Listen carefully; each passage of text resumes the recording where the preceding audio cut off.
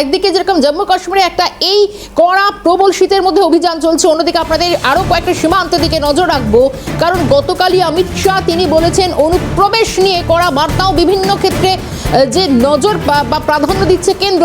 এরপরে রাজস্থান সীমান্তের ছবি এখন থেকে একটু দেখাবো, যেখানে প্রবল ঘন কুয়াশা, প্রবল ঠান্ডা এবং যে দৃশ্যমানতা সেটা প্রায় নেই, কিন্তু তার মধ্যেও অনুপ্রবেশ রুখতে কড়া সতর্ক করেছে বিএসএফ সীমান্তরক্ষী বাহিনী। সেই ছবিটাই শুরুতে দেখানোর চেষ্টা করছে। ভারত পাক সীমান্তে বিশেষ করে কড়া নজর, কারণ একদিকে এই বছর শেষ হচ্ছে এবং সঙ্গে নতুন একটি বছর, নতুন করে এই যাতে অনুপ্রবেশ আরও মাথাচাড়া না দিতে পারে তার জন্য কড়া অতন্দ্র প্রহরায় রয়েছে। সীমান্ত অনুপ্রবেশ রোধে কড়া ব্যবস্থা নেওয়া হচ্ছে। বিএসএফ অপারেশন সার্দ হাওয়া অর্থাৎ যেভাবে ঠান্ডা, এই কনকনে ঠান্ডার মধ্যে যেভাবে এই অপারেশন চলছে, কারণ এই সময়টা খুব একটা অপারেশন বা অভিযান হয় না, কিন্তু এবছর একেবারে অন্য।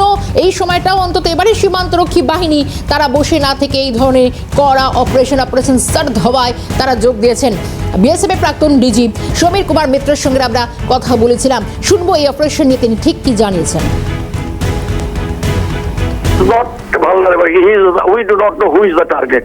And an innocent looking লোক দেখা গেছে যে এক জায়গায় মানে ঘুরে মানে বেড়াচ্ছে কিংবা হাঁটছে, কিংবা হয়তো দেখা গেল যে বিএসএফ কিংবা ওকে দেখে ইভেন নমস্কার করে কথাবার্তা বলে গেল, অথচ we do not know probably he has already led an ID যেটা আমরা বাস্ট করলে অনেক ক্ষতি আমাদের হবে। সেই জন্যই বলছি যে এই যত রকম আছে আমাদের কাছে, যে এই জিনিসগুলোর জন্য আমরা ঠিক মতো ভাবে উপযুক্ত এর ব্যবহার করতে পারি।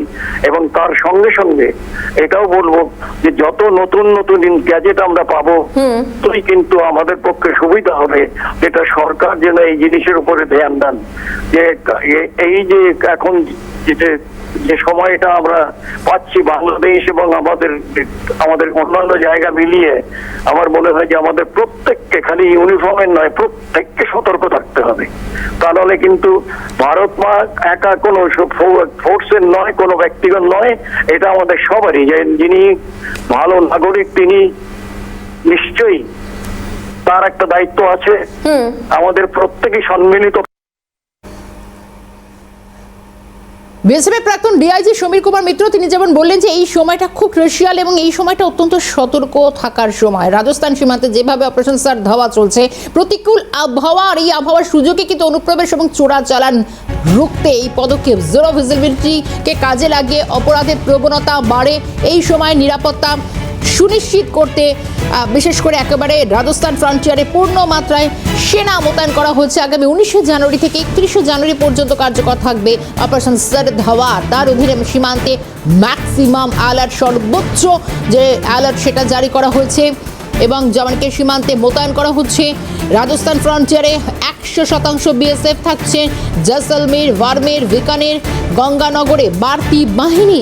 আপনাদের যে ছবি দেখানোর চেষ্টা করছে অপারেশন সার্দ হাওয়া, এবং যেখানে প্রায় একেবারে দৃশ্যমানতা শূন্যেরও কম রয়েছে রাজস্থান সীমান্তে এই অপারেশন সার্দ হাওয়া।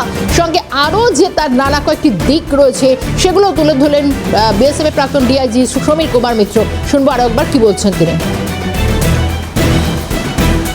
ছুটি যেমন দিতে হয় ছেলে মেয়ে, আমাদের ছেলেদের বছরে একবার হোক দুবার হোক যেতে হয়, কিন্তু সেটাকে এমন ভাবে ইয়ে করে নেওয়া দরকার যাতে বর্ডার খালি না হয় কোনোভাবে।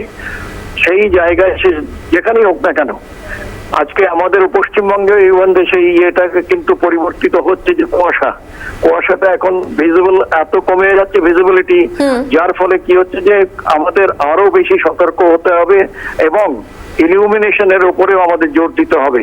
ইলুমিনেশন মানে ইন দ্য সেন্স যে আমরা যে বর্ডারে লাইট গুলো লাগাচ্ছি, একদিকে তো হিউম্যান ইয়ে রয়েছে, আর একদিকে যত লজিস্টিক্যাল সাপোর্ট রয়েছে, যত ইলেকট্রনিক আমরা ইয়ে করতে পারি, যাতে আর্লি ওয়ার্নিং সিস্টেম, আর আমরা যেটাকে বলি যে মাল্টিপ্লায়ার, ফোর্স মাল্টিপ্লায়ার, সেইগুলো কিন্তু আমাদের খুব পুরো জরুরি।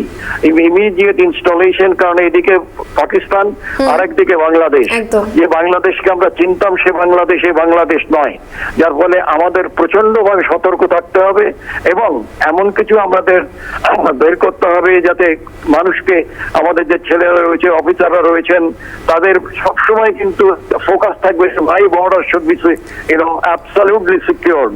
এবং সেই জায়গায় আমার মনে হয় যে জয়সলমের হোক, রাজস্থান হোক, পাঞ্জাব হোক, জম্মু হোক, ইভেন আমাদের ওয়েস্ট বেঙ্গল, এই যে বেঙ্গল নর্থ ইস্ট, সব জায়গায় কিন্তু আমাদের এখন যে ভিজিবিলিটি, আমাদের যে সিকিউরিটি অ্যারেঞ্জমেন্ট, এটা অনেক বেশি সুদৃঢ়ভাবে করতে হবে। কারণ আমাদের 4 থেকে 5টা কান্ট্রি আমাদের ঘিরে রেখেছে, যার মধ্যে হয়তো অনেকে কেউই আমাদের এখনো পর্যন্ত বলেনি যে আমি তোমার বন্ধু রাষ্ট্র।